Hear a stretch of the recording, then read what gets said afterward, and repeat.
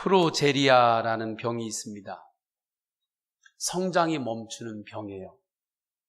그러니까 성장이 멈추면서부터 무엇이 급격하게 진행이 되냐면 노화가 급격하게 진행이 됩니다. 그래서 일반적인 나이로는 10세가 되어도 생체 나이는 90세, 100세까지 되는 거죠. 그래서 생명까지 잃게 됩니다. 그래서 우리나라에서는 이 병을 조로증이다 그렇게 번역해서 이야기를 하죠. 이러한 현상은 영적인 세계에서도 동일하게 나타납니다. 영적인 성장이 멈추면 그때부터 급격하게 우리 안에 세속화가 진행이 돼요. 교회도 끊임없이 예수 그리스도를 바라보며 나아가는 그 영적인 걸음, 믿음의 성장이 끊임없이 있지 않으면 교회가 세속화가 됩니다. 성도도 예수 그리스도를 바라보며 영적으로 끊임없이 성장하지 않으면 가치관이 바로 세속화로 변하게 되는 거예요. 그래서 성경은 우리들의 속사람에 대해서 성장의 측면에서는 대단히 급진적인 기준을 제시합니다. 겉사람, 즉 육신의 성장에는 한계가 있어도 속사람의 성장은 계속해서 성장할 수 있고 성장해야 한다라고 말씀하죠. 그래서 고린도후서 4장 16절은 그러므로 우리가 낙심하지 아니하노니 우리의 겉사람은 낡아지나 우리의 속사람은 날로 새로워지도다라고 말씀합니다. 저는 우리 성도님들의 속사람은 날마다 새로워지는 은혜가 있기를 주님의 이름으로 축원합니다. 감리교가 처음 시작이 된 것은 존 웨슬리 목사님의 신앙운동이었습니다. 기도운동이었고 말씀운동이었습니다. 전도운동이었어요. 오직 예수 그리스도만을 바라보며 나아가는 은혜운동이었습니다. 주님께서 주신 은혜를 믿음으로 그대로 살아내는 생활운동이었습니다. 그런데 존 웨슬리 목사님은 그리스도인의 성장에 대해서 말씀하시면서 그리스도인의 완전에 대해서 강조해요. 존 웨슬리 목사님은 성도들이 반드시 알아야 되는 내용을 44편의 설교에 담으셨습니다. 그래서 그 설교를 존 웨슬리 표준설교 44편이라고 이름해요. 근데 그 설교를 보게 되면 35편의 설교의 제목이 뭐냐면 그리스도인의 완전입니다. 근데 이 제목부터가 조금 논리적이지 않아요. 그리스도인이다 하면은 이건 사람이잖아요. 근데 어떻게 사람에게 완전을 붙일 수 있단 말입니까? 하나님에게는 완전이란 말을 붙일 수 있지만 어떻게 사람에게 완전이라고 하는 단어를 쓸 수 있느냔 말이에요. 그럼에도 불구하고 존 웨슬리 목사님은 그리스도인의 완전에 대한 선포를 포기하지 않습니다. 이유는 성경이 하나님 앞에서 온전에 이르기까지의 성장을 포기하지 말라고. 그냥 여기가 좋사오니 머무르는 것이 아니라 끊임없이 주님을 바라보며 성장하는 그 믿음의 성장을 성도들이여 포기하지 말라고 그렇게 말씀하고 있기 때문에 그렇습니다. 오늘 읽지는 않았지만 본문의 12절을 보게 되면 이는 성도를 온전하게 하여 봉사의 일을 하게 하며 그리스도의 몸을 세우려 하심이라 말씀해요. 성도를 온전하게 하라. 13절 중반 이후에도 동일하게 성도의 온전함에 대해서 다음과 같이 말씀하시는데 온전한 사람을 이루어 그리스도의 장성한 분량이 충만한 데까지 이르리니 말씀합니다. 우리 교회는 기독교에 대한 감리회 교단 소속입니다. 그렇지만 감리교의 본질은 지금 존재하는 감리교단의 조직이 아닙니다. 지금 감리교단의 조직이 감리교의 본질이 아니에요. 감리교 본부의 건물이 감리교의 본질이 아닙니다. 이것은 장로교도 마찬가지고 침례교도 마찬가지고 성결교도 마찬가지고 순복음도 마찬가지고 다 동일합니다. 각 교대마다 교단마다 총회의 건물이 있는데 그 건물이 그 교단의 본질이 아니에요. 본질은 무엇이냐? 오직 예수 그리스도의 은혜입니다. 예수 그리스도의 말씀을 믿고 말씀대로 살아가며 성장하는 신앙의 역동성이 바로 본질입니다. 저는 우리 성도님들의 그 마음 안에 그 믿음의 역동성이 있기를 축원합니다. 우리의 생체 리듬은 때로는 시간이 지나면 역동성이 좀 떨어지는 건 당연하죠. 그러나 우리의 속사람은 끊임없이 주 예수 그리스도의 십자가의 보혈과 그 은혜 안에서 믿음의 역동성은 계속해서 일어나는 겁니다. 그래서 찬양 중에 제가 좋아하는 찬양 중에 하나가 올라가 독수리같이 끊임없이 주님을 바라보며 나아가는 거죠. 저는 우리 교회가 계속해서 성장하는 교회가 되기를 원합니다. 우리 성도님들의 믿음이 성장하기를 원합니다. 우리 교회 선교의 지경이 넓어지기를 원합니다. 저는 우리 성도님들의 감사의 깊이가 깊어지고 십자가의 성품이 더욱더 자라는 성장이 있기를 원합니다. 십자가의 성품은 무엇입니까? 내가 낮아지는 거지. 겸손이요, 온유요, 오래 참음이요, 사랑 안에서의 용납입니다. 그 예수 그리스도의 성품이 우리 안에서 계속해서 자라나는 그 성장이 있기를 주님의 이름으로 축원합니다. 그 성장이 있을 때 때로는 여러 가지 어려움들이 있죠. 그러나 그 모든 것의 해독제가 되시는 그 하나님의 은혜가 있는데 주 예수 그리스도의 십자가가 모든 것의 해독제입니다. 십자가의 정신, 십자가의 은혜를 바라보며 믿음으로 사시기를 축원합니다. 그런데 이러한 성도의 성장을 싫어하는 존재가 있어요. 여러분의 믿음이 성장하려고 하잖아요. 주님을 향한 고백이 성장하려고 하잖아요. 그러면 그 성장을 싫어해요. 그래서 성장이 안 되도록 자꾸 막으려고 하는 존재가 있습니다. 그 존재는 바로 사단입니다. 사단은 우리의 믿음이 성장하지 못하도록 속임수로 우리를 미혹해요. 그래서 14절에 보면 속임수와 간사한 유혹에 빠지지 말아라 말씀하죠. 그럼 사단 마귀의 속임수가 무엇인가? 대표적인 것이 무엇인가? 믿음의 결단을 자꾸 연기시키는 겁니다. 다음에 하지. 내일 하지. 믿음의 결단을 부정하지는 않습니다. 그러나 그 믿음의 결단을 자꾸 연기시킵니다. 미루게 합니다. C.S. 루이스가 쓴 책 악마의 편지라는 책이 있어요. 그 내용을 간략하게 요약한 글을 읽게 되었습니다. 내용이 이렇습니다. 한 노신사가 도서관에 가요. 런던에 있는. 책을 읽는데 그날은 신앙에 대한 책을 읽게 되었습니다. 그러니까 신앙생활에 대한 책을 읽다 보니까 어떠한 생각을 하냐면 하나님은 어떤 분이신가? 하나님은 살아계신가? 하나님과 나와의 관계는 무엇인가? 하나님 앞에서 나는 어떻게 살아야 되는가? 이것을 생각하기 시작합니다. 그때 사단 마귀가 뒤에서 속삭여요.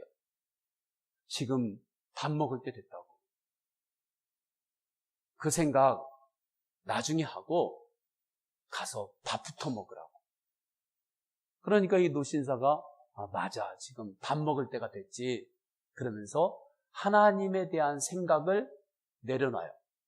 하나님을 향한 마음이 열리던 그 마음을 다시 딱 닫고 뭐 하러 가요? 밥 먹으러 가요. 밥을 먹다가 보니까 다시 또 하나님을 생각하게 됩니다. 하나님 앞에서 내가 어떻게 살아야 됩니까? 하나님 앞과 나와의 관계는 무엇입니까? 그런데 그때 또 사단 마귀가 뒤에서 속삭입니다. 밥 먹을 때 무슨 생각을 그렇게 골똘히 하냐고, 소화도 안 되게. 밥 다 먹고 그 다음에 생각하라고. 그러니까 노신사가 맞아, 밥 먹을 때 다른 생각하는 거 아니지. 그러면서 하나님 생각을 다시 하지 않습니다. 밥을 다 먹은 후에 다시 하나님을 생각해요? 하나님 앞에서 내가 믿음으로 어떻게 살아야 되는가 생각해요? 그때 또 사단 마귀가 뒤에서 속삭입니다. 지금 집에 급한 일이 있잖아. 지금 가서 빨리 그 일 먼저 하고 나중에 한가할 때 하나님 생각을 하면 되지. 그러니까 본인 생각이 맞아. 내가 지금 하나님 생각하고 있을 때가 아니지. 급한 일이 있는데 그래 빨리 급한 일 그거부터 해결하러 가자 하고 하나님을 바라보지 않고 마음을 또 하나님으로부터 닫고 이제 차를 잡아타서 오릅니다. 그 차를 타고 이렇게 이제 가요.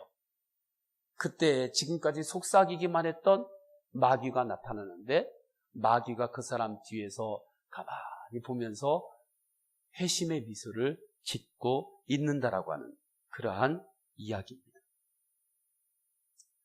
영적 성장을 가로막는 사단의 속임수는 자꾸 믿음의 결단을 미루게 만드는 거예요. 기도하는 것이 좋은 줄 알지요? 할렐루야. 기도하는 것이 좋은 줄 알지요? 그런데 사단은 거기까지는 동의를 하는데 그 기도를 자꾸 미루게 합니다. 혹시 기도 제목이 있는데 기도하는 것이 좋은 줄 알면서도 기도를 자꾸 미루고 있습니까? 기도를 다음에 하면 되지 자꾸 그렇게 생각하고 있습니까? 오늘 먹어야 되는 물은 내일로 안 미루잖아요. 내가 지금 갈증이 나가지고 견딜 수 없는데 내가 먹어야 되는 한 모금의 물이 있는데 이 물 내일 먹지 뭐. 지금 내가 다른 일 하고 이 물은 다음에 먹어야지 하고 물 한 모금 마시는 것을 미루시는 분 계십니까? 아니죠. 그 물부터 마시죠. 주님과의 관계도 그렇습니다. 하나님께 간구해야 될 기도의 분량이 있을 때 그 기도의 분량을 먼저 채우시기를 축원합니다. 가족을 위해서 기도해야 될 기도의 분량이 있어요. 그 기도의 항아리에 기도의 분량을 채우십시오. 자녀를 위해 기도해야 될 어머니의 아버지의 기도의 분량이 있습니다. 그 기도의 분량을 채우시기를 축원합니다. 아침에 우리가 눈을 뜨잖아요. 눈을 뜬다고 하는 것은 오늘 하나님 앞에 내가 기도해야 될 기도 제목이 나에게 있다는 거예요.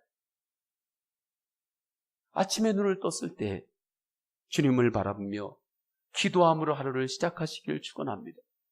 주님 오늘도 나를 낮추고 예수 그리스도의 겸손으로 살게 하옵소서. 주님 오늘도 감사의 제목을 볼 수 있는 믿음의 눈을 열어주시고 감사를 고백하는 나의 입술이 열리게 하여 주옵소서. 하나님 아버지의 그 감사에 오늘도 승리케 하여 주옵소서. 기도하며 하루를 시작하시기를 축원합니다. 기도를 미루지 마세요.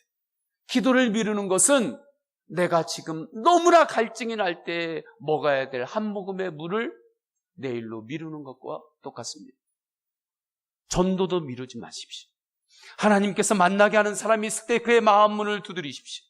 예수님의 마음을 전하시고 예수님의 사랑을 전하십시오. 내일은 누구도 장담할 수 없습니다. 이 시간에 함께 있는 여러분들 가운데 내일을 장담할 수 있는 분이 한 분이나 계십니까? 내일을 예측할 수는 있지만 우리는 누구도 내일을 장담할 수 없는 거예요. 그게 인간입니다. 그래서 하나님 앞에서 오늘 해야 할 것을 내일로 미루지 마시기를 축원합니다. 주님께서 우리에게 무언가 말씀하실 때 그 순종도 미루지 마시기를 축원합니다.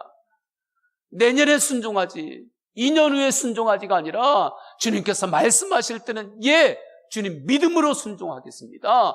그리고 순종하며 나아가는 거예요. 그때 기적이 일어납니다.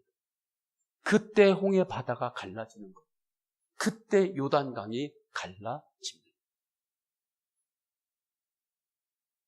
가족에게도 고맙다고 사랑한다고 말해야 할 때 그 말을 미루지 마십시오.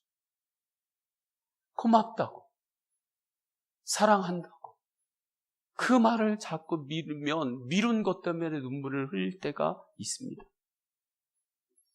한 가지 더 예를 들어보겠습니다. 히말라야에 전설적인 새가 있는데, 그 전설의 새예요. 그 새 이름이 뭐냐면, 길어서 좀 봐야 돼요. 날이 새면 집 지으리라. 이게 새 이름입니다. 우리나라에서는 새 이름이 까치, 까마귀, 비둘기인데, 이 새의 이름은 날이 새면 집을 지으리라. 이게 새 이름이에요. 이 새는 오전부터 오후까지 시간을 보냅니다. 그러다가 히말라야의 눈발이 휘날리는 그 캄캄한 밤을 만나요. 휘몰아치는 그 혹독한 그 칼바람 앞에 서게 됩니다. 처음으로 그 바람을 맞으면서 너무 힘들어해요. 그래서 이렇게 밤새 울부짖습니다. 밤새 울어요. 날이 새면 내가 꼭 집을 지으리라. 날이 새면 내가 꼭 집을 지으리라. 그렇게 하다가 정말 날이 샜어요. 날이 샜는데 이 새가 집을 안 지어요. 그리고 또 아침부터 오후 늦게까지 그냥 세월만 보내는 거죠. 그러다가 또 똑같이 그 칼바람과 같은 그 밤, 칠흑 같은 밤, 고통스러운 그 밤을 맞이합니다. 그러면 또 날이 새면 집을 지으리라. 내가 날이 새면 꼭 집을 지으리라. 그렇게 밤새 울부짖어요. 그러다가 또 날이 새요. 그럼 집을 져요? 안 져요? 또 안 지어요. 그냥 오전부터 오후까지 또 세월만 보내다가 그 다음에 또 밤에 또 그 고통을 만나게 되면 그때 또 날이 새면 내가 집을 지으리라. 날이 새면 집을 지으리라. 그러니까 평생 동안 영원히 매일 밤마다 고통 중에 날이 새면 집 지으리라. 날이 새면 집 지으리라. 그렇게 결심만 하고 부르짖는 것입니다. 이게 지옥이죠. 항상 내일 하지, 다음에 하지 하고 미루기 때문에 영원히 그 내일은 오늘이 되지 않는 것입니다. 결국에 성장도 없는 거예요. 우리가 9월 3일부터 2주간 특별 새벽 기도 주간으로 지키려고 합니다. 새벽에 기도해야 될 분들이 있죠. 기도 제목이 없는 분이 누가 있겠습니까? 그 기도를 다음으로 미루지 말고 새벽을 깨워 기도하시기를 축원합니다.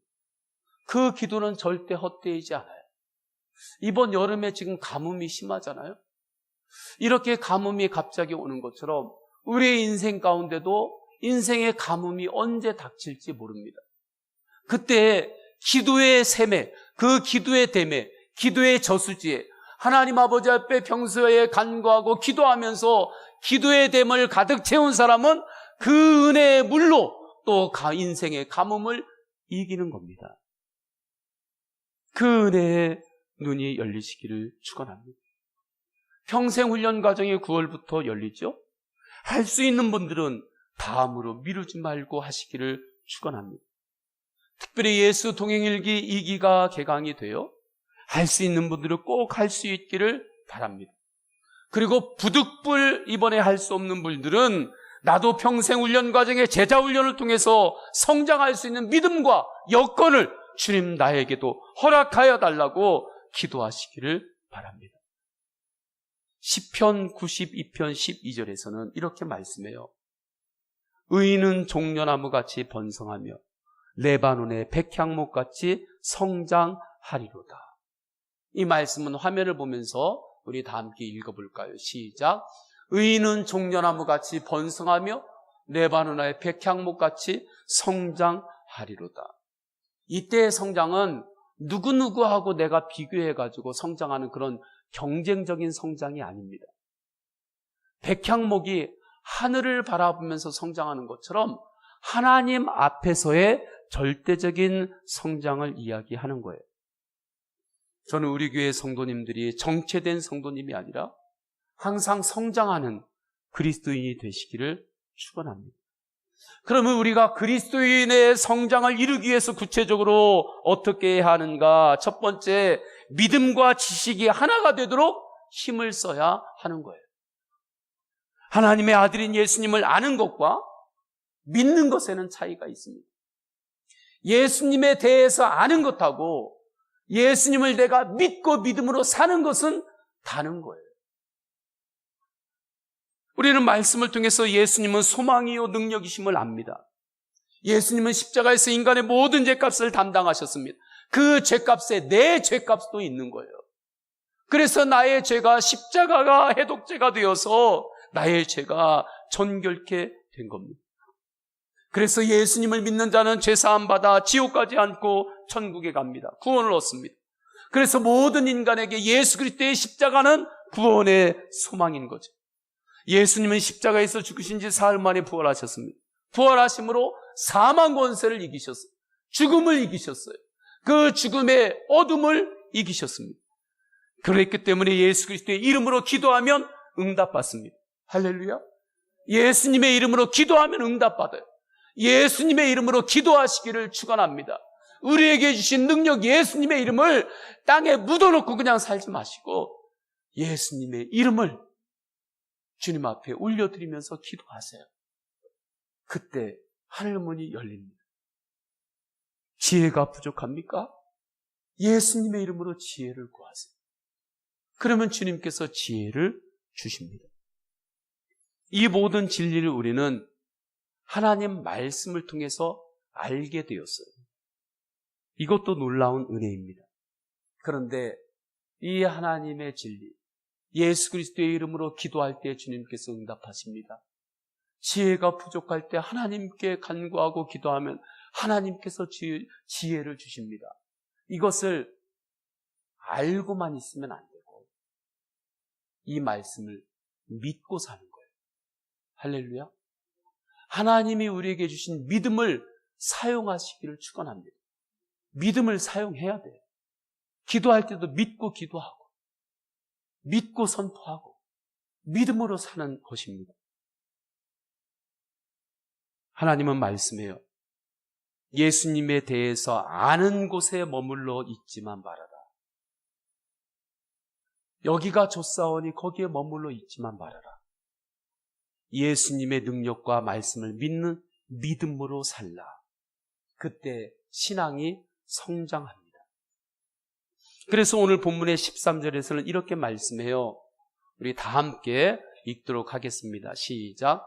우리가 다 하나님의 아들을 믿는 것과 아는 일에 하나가 되어 온전한 사람을 이루어 그리스도의 장성한 분량이 충만한 데까지 이르리니. 우리가 다 하나님의 아들을 믿는 것, 이때 하나님의 아들은 예수 그리스도죠. 예수님을 믿는 것과 예수님을 아는 일에 어떻게 되라고요? 하나가 되라. 그렇게 하나가 되면서 온전한 사람을 이루라. 내 머리만 믿지 말고 예수님의 말씀을 믿고 사시기를 축원합니다. 우리 옆 사람에게 그렇게 한번 인사해 볼까요? 머리만 믿지 말고 예수님의 말씀을 믿고 삽시다.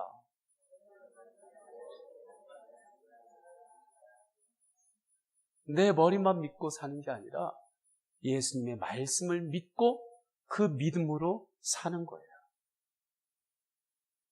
그 사람에게 하나님께서 주시는 은혜가 있는데 그 사람은 사랑으로 행할 그 은혜를 받게 됩니다. 그래서 15절에 이렇게 말씀하세요. 오직 사랑 안에서 참된 것을 하여 범사에 그에게까지 자랄지라. 오직 사랑 안에서 참된 것을 하라고 하는 이 말씀의 뜻은 무엇인가? 이 부분을 우리가 쉽게 이해할 수 있는 말씀으로 누가복음 6장 13절에서는 이렇게 말씀합니다. 사랑 안에서 참된 것을 행하라.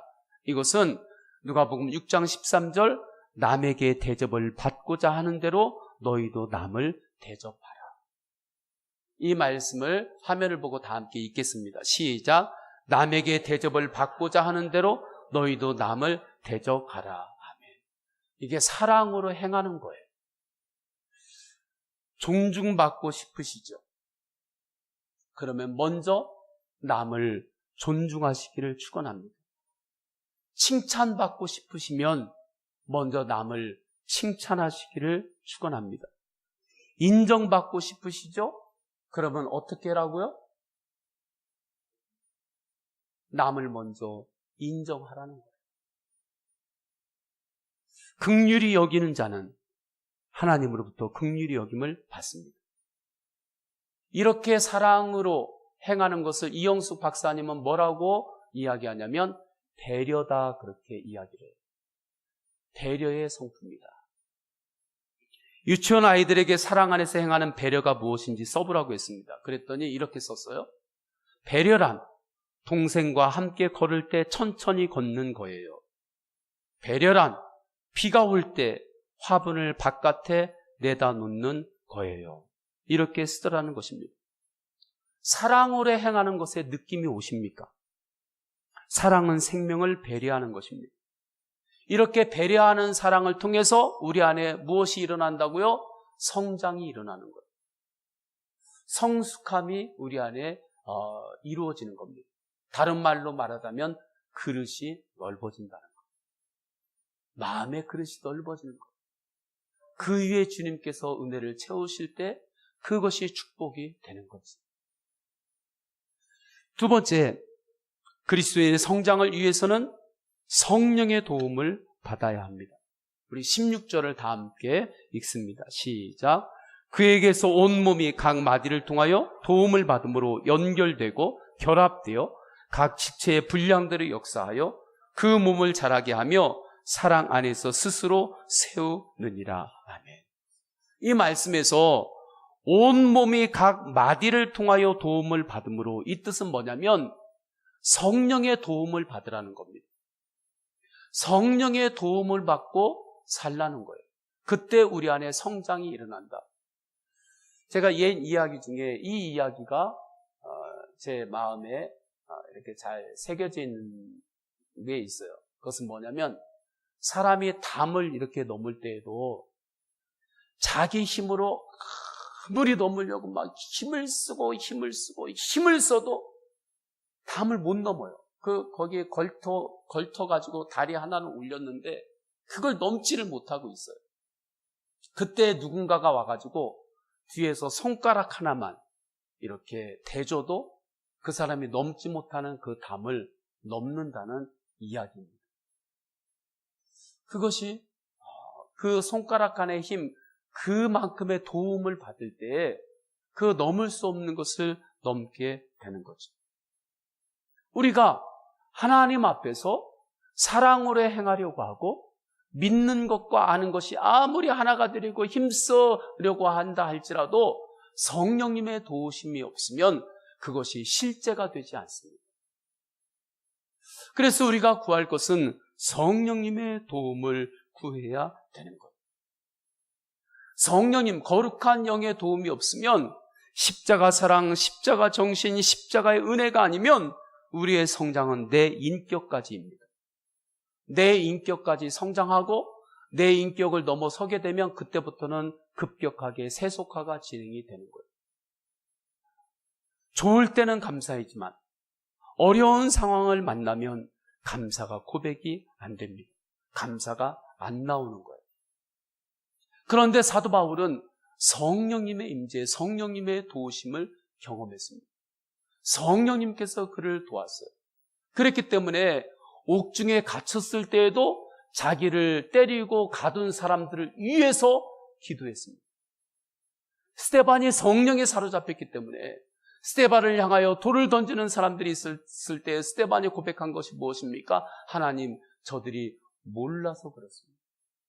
몰라서 그렇습니다. 하나님, 저들을 불쌍히 여기시고 용서하여 주옵소서. 성령님께서 그 안에 역사하셨기 때문이죠. 성령님의 도우심, 내 능력을 넘어선 초월적인 도우심이 저는 우리 성도님들 가운데 있기를 축원합니다. 제가 주님 앞에 기도하고 갈망하는 것이 뭐냐면 24시간 주님을 바라보고 주님과 함께 동행하는 것을 그렇게 갈망하고 기도합니다. 그렇게 갈망하고 기도할 때 지난 15일에 지난 주간이죠. 성령님께서 저를 도우시는 그 은혜를 경험하게 되었습니다. 그날 찬양대가 수련회를 갈 때 아침에 나와서 이제 축복 기도하고 그 다음에 저희 자녀들하고는 백운 계곡을 갔습니다. 백운 계곡을 가서 이제 하루 종일 그곳에서 이제 가족들하고 시간을 보내고 수요일 날이었기 때문에 예배드리기 이제 시간을 맞춰서 저녁 때 왔죠. 그래가지고 잠깐 그 시간 동안에 이제 책을 좀 보려고 이렇게 펼쳤는데 제가 깜빡 이렇게 졸았어요. 깜빡 잠에 들었어요. 그때 기도하는 모습을 보았는데 그 기도하는 분 안에 예수님께서 교회 안에서 기도하시고 계셨고 예수님께서 저를 위해서 기도하고 계시는 것을 보게 되었습니다. 가까이 갔습니다. 그때 예수님께서 저를 위해서 눈물로 안수 기도를 하시는데 제가 그때도 성령이 충만해졌어요. 마음에 치유가 임했고 마음을 주님께서 만져주셨어요. 그러다가 눈을 떴거든요. 눈을 떴는데 진짜로 제 마음 안에 성령이 충만한 거예요. 그래서 그날 밤에 수요일 날에 찬양을 하는데 24시간 내가 잠드는 순간에도 잠들어 있는 순간에도 나에게 의식이 없는 순간에도 성령님께서는 나를 도우시고 나를 인도하시고 계시는구나.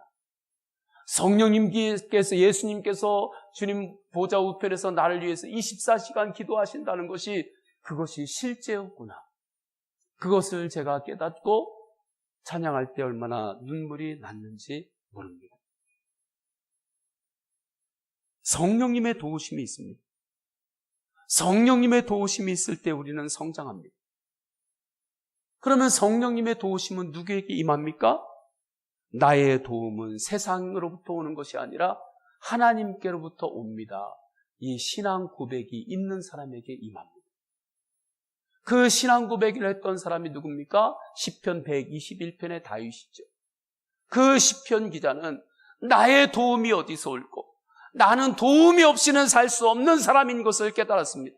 어릴 때는 나는 누구의 도움도 없이 나 혼자 살 수 있어. 그렇게 어릴 때는 생각하고 자신 있게 이야기하잖아요. 그건 아직 어린 거죠. 사람이 어른이 된다는 것은 무엇입니까? 나는 세상에 혼자 살 수 없는 거구나. 나는 누군가의 도움이 필요한 사람이구나. 이것을 깨닫는 것이 바로 어른이 되는 거 아닙니까? 그때서야 비로소 다른 사람들도 다 도움이 필요한 사람이구나. 그것을 알게 되고 서로 도우면서 살게 되는 거죠. 이 시편 기자가 나의 도움이 어디서 올고 나의 도움이 어디서 올고 나는 도움이 필요한 사람입니다. 그것을 깨닫고 기도하고 찾을 때 그가 깨달은 것은 나를 도우실 이는 천지를 지으신 여호와께서라. 나를 도우실 분은 하나님이십니다. 하나님께서 나를 도우십니다. 그렇게 믿음으로 고백할 때 그 믿음의 고백 이후에 성령님께서 역사하셔서 그를 돕는 역사가 일어나는 거죠. 이 말씀을 준비하면서 이 찬양이 생각이 났습니다. 하나님은 너를 지키신다. 눈을 들어 산을 보아라. 너의 도움이 어디서 오는지 보아라. 천지를 지으신 하나님의 계절이다. 이 시간에 찬양할 때 이 가사를 잘 묵상하면서 우리 다 함께 찬양하겠습니다.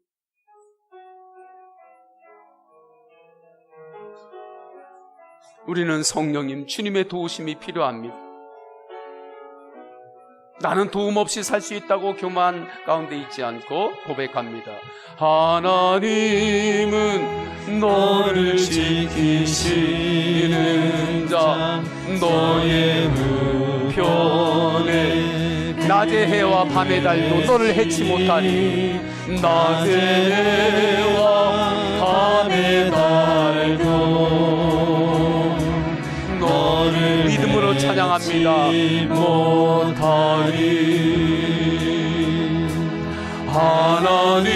하나님은 너를 지키시는 자 너의 환난을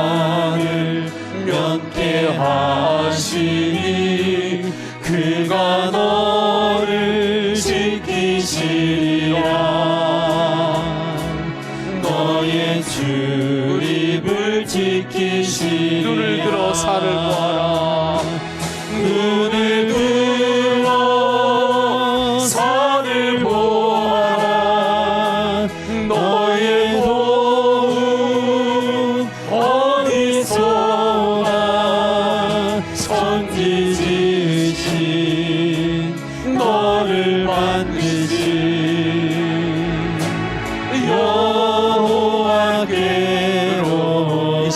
다시 한번 찬양합니다. 다시 한번 찬양할 때 하나님은 너를 지키시는 자, 낮의 해와 밤의 달도 너를 해치 못하리.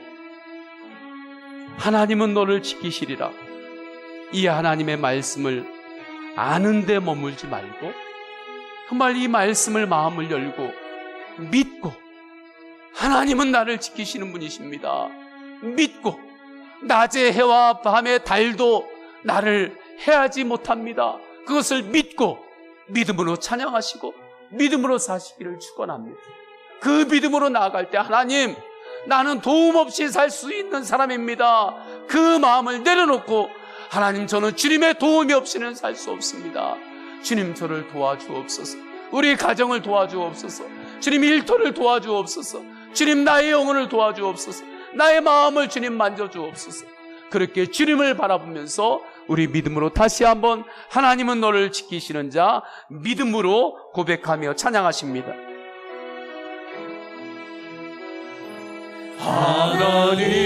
하나님은 너를 지키시는, 아는데 머물지 말고 주님 믿음으로 살기를 원합니다. 믿어지지 않는다면 주님 믿어질 수 있는 그 믿음을 주옵소서. 낮의 해와 어떠한 것도 나의 영혼을 해치 못합니다. 너를 해치 못하리. 하나님은 여러분의 가정을 지키십니다. 하나님은 여러분의 가문을 지키십니다. 너의 환난을 면케 주님을 바라보며 두려워하지 마십시오. 그가 너를 지키시리라. 너의 주님, 눈을 들어 산을 보아라. 눈을 들어, 나의 도움이 어디서 오겠습니까? 나의 도움이 어디서 올까요? 오직 전지를 지으신 하나님으로부터 옵니다. 여러분의 가정을 돕고 여러분의 자녀를 돕고 여러분의 모든 일들을 도우실 분은 하나님이십니다. 이어 믿음으로 다시 한번 고백합니다. 눈을 들어 산을 보아라. 눈을 들어, 우리의 두 손을 들고 고백합니다. 산을 보아라. 나의 도움이 어디서 올까? 어디서 오나? 천지 지으신 너를 만드신 여호와께로다.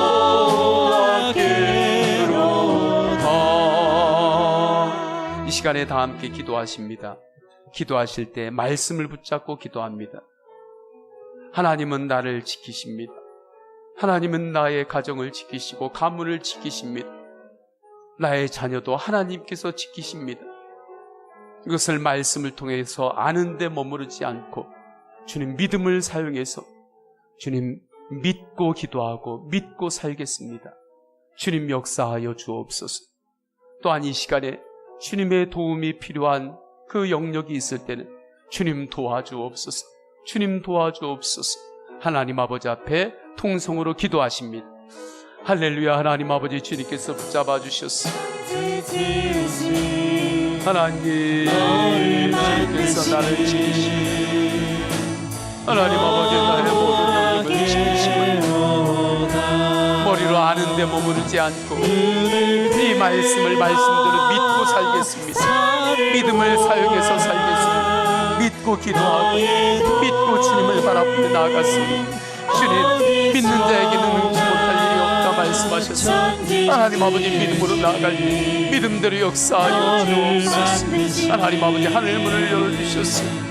하나님 아버지, 주님의 성령이 내려오시며 주님 도와주셨습니다. 우리 안에 성장이 있게 하여 주옵소서. 주님 성장이 있게 하여 주옵소서. 주 예수 그리스도의 이름으로 기도드립니다. 아멘.